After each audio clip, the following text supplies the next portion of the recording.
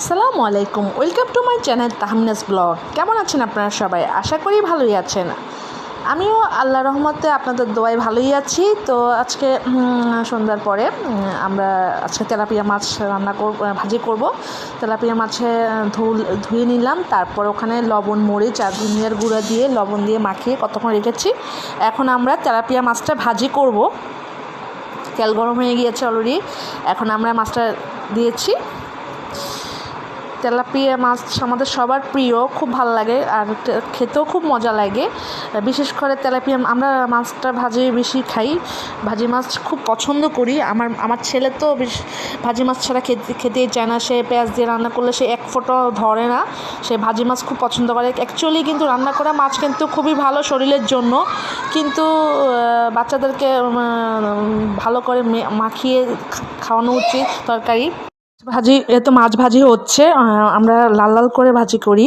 ভালো করে মাছ ভাজি না করলে কিন্তু ভালো লাগে না, মজা লাগে না। তো এই জন্য আমরা তেলাপিয়া মাছটাকে ভালো করে ভাজি করছি। তো এক পিঠ হচ্ছে।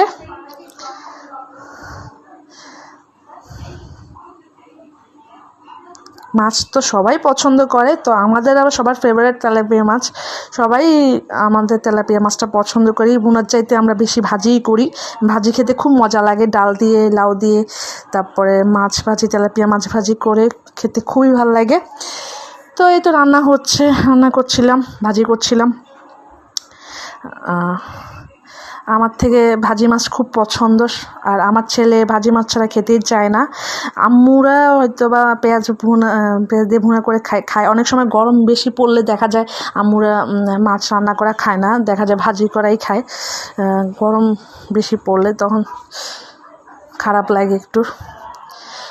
তো এক পিঠ ভাজি হওয়ার পর আর পিঠ ভাজি হয়েছে। এই যে দেখুন, তেলাপিয়া মাছটা লাল লাল করে ভাজি করেছি। আরেক পাট হয়েছে। এই যে আমরা আবার আরেক পাট দিয়ে দিয়েছি। লেজ আর মাছ ভালো করে ভাজি হচ্ছে।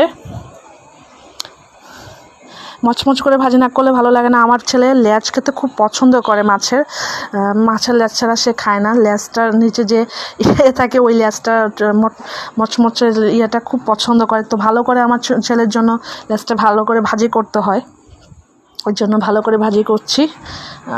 এই তো আমাদের মাছ ভাজা অর্ধেক হয়ে গেছে, আর অর্ধেক আছে বাকি। তো ওটাও ভাজা হচ্ছে।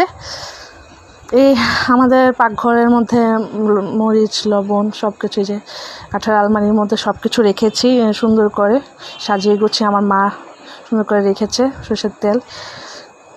আমরা পাকঘর খুব সুন্দর করে সাজিয়ে গুছিয়ে রেখেছি। সেখানেও গাছ আছে, পাতাবাহারের গাছ। আমার আম্মা খুব শৌখিন, সব কিছু সুন্দর করে সাজিয়ে রাখে। পাকঘর ট্যুরটা আমরা পরের ভিডিওতে দিব ইনশাল্লাহ। তখন দেখবেন আপনারা যে আমার আম্মু পাকঘরে গোছানো থাকে খুবই সুন্দর। এই তো আমাদের মাছ ভাজা হয়ে গিয়েছে, মচমচে লাল লাল করে আমরা মাছ ভাজি করেছি। দেখুন কি সুন্দর কালার হয়েছে। খেতে ইচ্ছে করছে এখনই, একটু পরে খাবো। দেখুন মাছটা কি সুন্দর করে ভাজি করেছি। আমাদের ওভেন, কাঠের আলমারি, সুন্দর কাপ রাখা সুন্দর। আমার আম্মু দেখুন কি সুন্দর করে সাজিয়ে গুছিয়ে রেখেছে। আমার আম্মু ঘর খুব সুন্দর করে গোছানো থাকে, খুব সুন্দর করে ঘরটাকে সাজিয়েছে। সব কিছু আম্মুর গোছানো। আম্মু অপরিষ্কার পছন্দ করে না, একদম পরিষ্কার থাকতে পছন্দ করে। সবসময় ঘর দোর পরিষ্কার পরিচ্ছন্ন। আমার মাছ ভাজাটা কেমন হয়েছে অবশ্যই কমেন্টের মাধ্যমে আপনারা জানাবেন। তো আমার রান্না অতটা ভালো হয় না, আমি জানি না কেমন হয়। আমার আম্মুর হাতের রান্না খুবই মজা। আমার ছেলে এখন এই ফাঁকে খেলাধুলা করছে, তো আমার ছেলের সাথে আমিও একটু খেলাধুলা করছি। ও এখন যেহেতু লকডাউন, সে ওরকম পড়াশোনা করতে চায় না, তাও জোর করে একটু মাঝে মধ্যে পড়াশোনা করাই। আবার মাঝে মধ্যে তার মন মর্জির মতো সে পড়ে। তো এখন সে খেলাধুলা করছে, এর জন্য তাকে কিছু বলি না, কারণ বাচ্চাদেরকে চাপ দেওয়ার দরকার নেই। যখন পড়তে মন চাইবে তখনই পড়বে। তো এই যে তার খেলনাগুলো সে টেবিলে গুছিয়ে রেখেছে, আইসক্রিম বক্স। এই যে আমাদের গ্লোভস প্যাকেট কিনে রেখেছি। বাইরে যাওয়ার সময় আমরা হাতে গ্লোভস পরে যাই, তো গ্লোভসের প্যাকেট এখানে আছে টেবিলের মধ্যে, টিস্যু আছে। বাইরে যাওয়ার সময় আমরা হাতে গ্লোভস পরে যাই। গ্লোভসের প্যাকেট কিনে নিয়ে এসেছি, যেহেতু এখন করোনা ভাইরাস, বুঝে নিতে সতর্ক থাকা উচিত। বাইরে যাওয়ার সময় অবশ্যই হাতে গ্লোভস পরা উচিত। স্যানিটাইজার ব্যবহার করেছি, এই যে স্যানিটাইজার রাখছি, স্প্রে আরেক বোতল স্যানিটাইজার রেখেছি। সবসময় দরজার লকে তারপর বাহিরের জুতা, কেউ আসলে জুতার মধ্যে আমরা এই যে জুতাগুলো আমরা স্প্রে করি। বাইরে থেকে যারাই আসে না কেন, আমার ভাই, আমার অফিস থেকে আসলে তখন সবার জুতা আমরা স্প্রে করে রাখি, যেন আল্লাহ না করো কোনো জীবাণু যেন না হয়। তো স্প্রে করে রাখি সবসময়, ঘর দুয়ার পরিষ্কার পরিচ্ছন্ন থাকে। আমার ছেলে টিভিও দেখছে, আবার সে খেলাধুলাও করছে তাকে। আমার ছেলে 2টা সাইকেল, একটা সাইকেল বেগুনি সাইকেলটার ফুপু দিয়েছে, আর নীল সাইকেলটার খালামুনি দিয়েছে। 2টা সাইকেলের ছোটোকালের সাইকেল খুব যত্ন করে সে রেখেছে। আম্মুর শোকেসের মধ্যে সব সাজিয়ে গুছিয়ে রেখেছে, মুছিয়ে রেখেছে সবসময়। আমি বললাম না যে আমার আম্মু অনেক পরিষ্কার পরিচ্ছন্ন, সবসময় পরিষ্কার পরিচ্ছন্ন করে রাখে, আর সবসময় গোছানো থাকে আমার আম্মুর এগুলো। আমার আম্মু অপরিষ্কার পছন্দ করে না, সবসময় প্রত্যেকদিনই আমার আম্মুগুলো গোছাতে থাকে, খুবই সুন্দর। তারপর আমার আম্মু কাঁচের জিনিস খুব পছন্দ করে, সব কাঁচের জিনিস কালেকশন আমার আম্মু। এই দেখুন আমার আম্মু ঘর দুয়ার সব সুন্দর করে সাজিয়ে গুছিয়ে রেখেছে।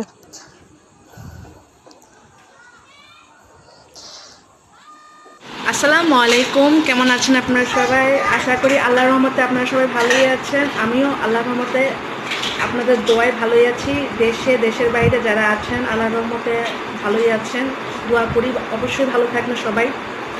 তো যা বলতে এসেছি এখানে, আজকে কয়েকদিন পরপরই ভিডিও দেওয়া হচ্ছে, অনেক ব্যস্ত থাকা হয় যে কারণে ওরকমভাবে ভিডিও দেওয়া হচ্ছে না। আগে কন্টিনিউ দিতাম, কিন্তু প্রবলেম আছে যে কারণে ভিডিও এখন একটু কমই দিচ্ছি। তো তারপরও আপনারা যে আমাকে এত সাপোর্ট করছেন, এই জন্য আপনাদেরকে অসংখ্য সবাইকে খুবই ধন্যবাদ, শুভেচ্ছা সবাইকে আই লাভ ইউ। আপনারা যে আমাকে এত সাপোর্ট করছেন, এত কমেন্ট করছেন, আমি এছাড়া আমি খুবই প্রাউড ফিল করছি খুবই, যে আপনারা আমাকে এত সাপোর্ট করছেন। এতে আমার হচ্ছে কি যে আরও ভালো ভিডিও করার যাচ্ছে। তো এইভাবে আপনারা সাপোর্ট করে যাবেন অবশ্যই। আর আমার জন্য দোয়া করবেন, আমার ফ্যামিলির জন্য দোয়া করবেন, আমি সবার জন্য দোয়া করবেন ইনশাল্লাহ। সবার জন্য সবসময় দোয়া করি, আল্লাহ যেন সবাইকে সুস্থ সবল রাখে। যেহেতু আমাদের এখন একটা কঠিন সময়ের মধ্য দিয়ে পার হচ্ছে করোনা ভাইরাস, আপনারা তো জানেনই একটাই নাম, এখন একটা আতঙ্কের নাম। ঘর থেকে আমরা বের হতে পারছি না, অনেক প্রবলেম হচ্ছে। দেখা যাচ্ছে যে আমরা যেখানে থাকছি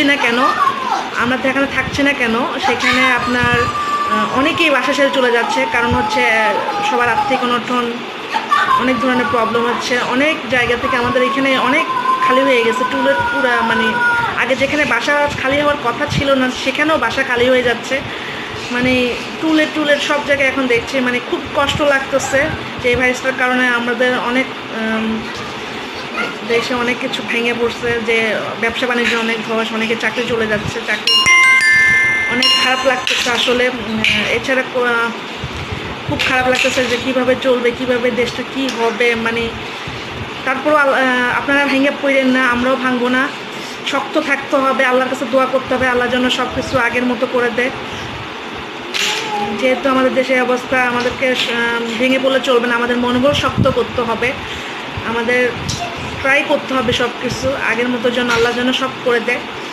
তো এখন সব জায়গায় এখন আমাদের সবাই অসুস্থ হয়ে যাচ্ছে, অনেকে এখনও দেখছি যে গ্লোভস হাতে নাই, মাস্কও মুখে পরে না, অনেকে ওপেনলি হাঁটছে।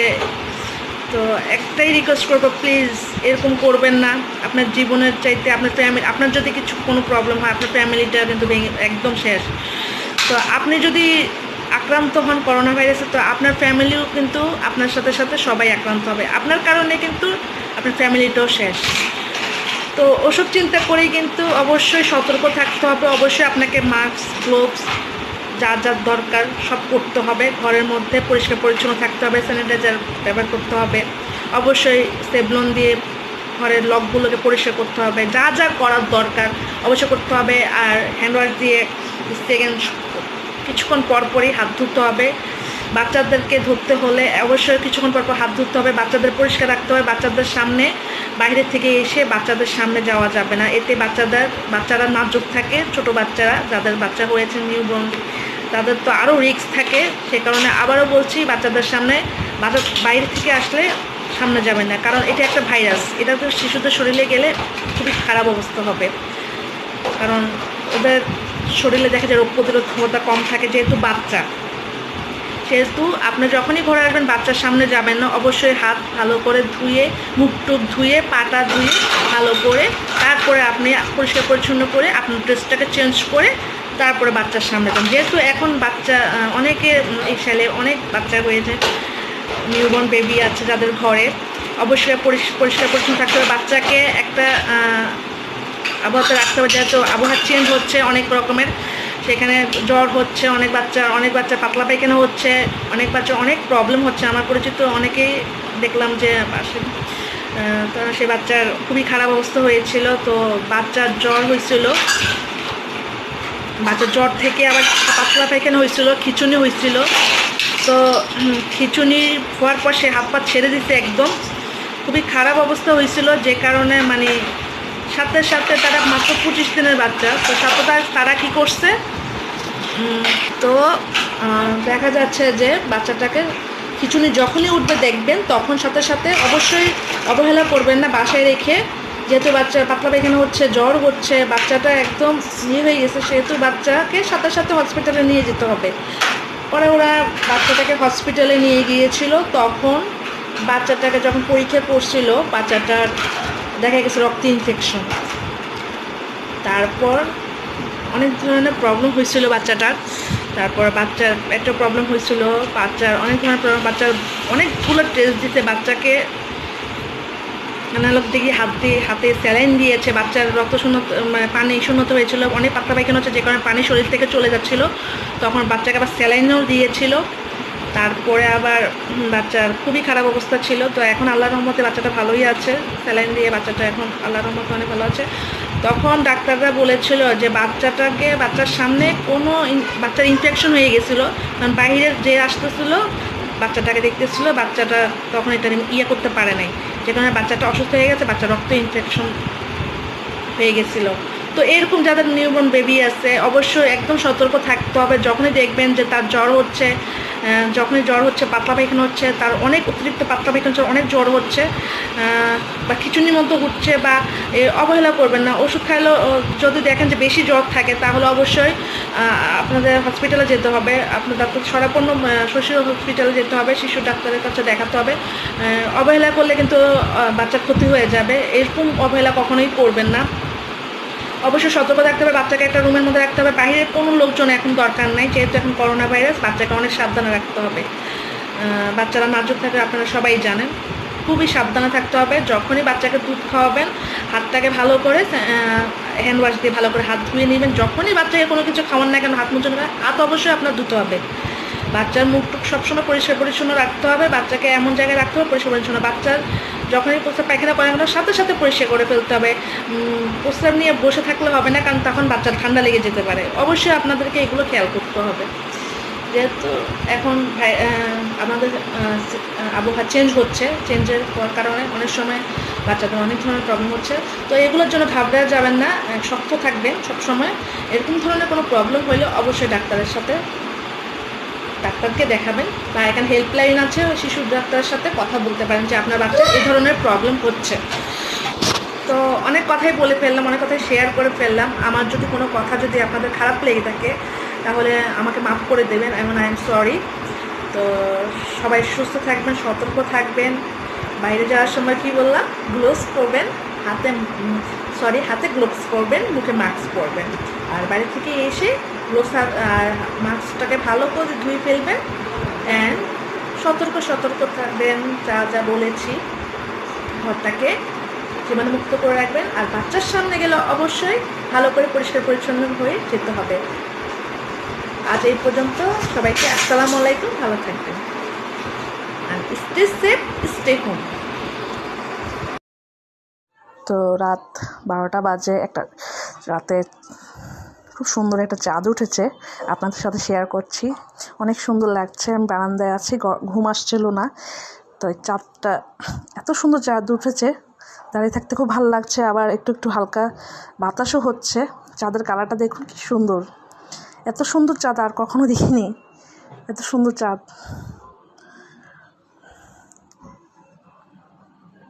কি সুন্দর চাঁদ, ভালোই লাগছে। আমি আর আমার ছেলে আছি, আশেপাশে সবাইকে দেখছিলাম। এই তো বসে আছি, দূরের দৃশ্যগুলো দেখছিলাম, দূরের বিল্ডিংগুলো দেখা যাচ্ছে। ওয়াও, অনেক সুন্দর লাগছিল, খুবই ভালো লাগতেছে। মনটা পড়ে গেছে চাঁদটা দেখে, অনেক কথা মনে পড়ে যাচ্ছে। এত সুন্দর একটা চাঁদ। তো সবাইকে অসংখ্য অসংখ্য ধন্যবাদ।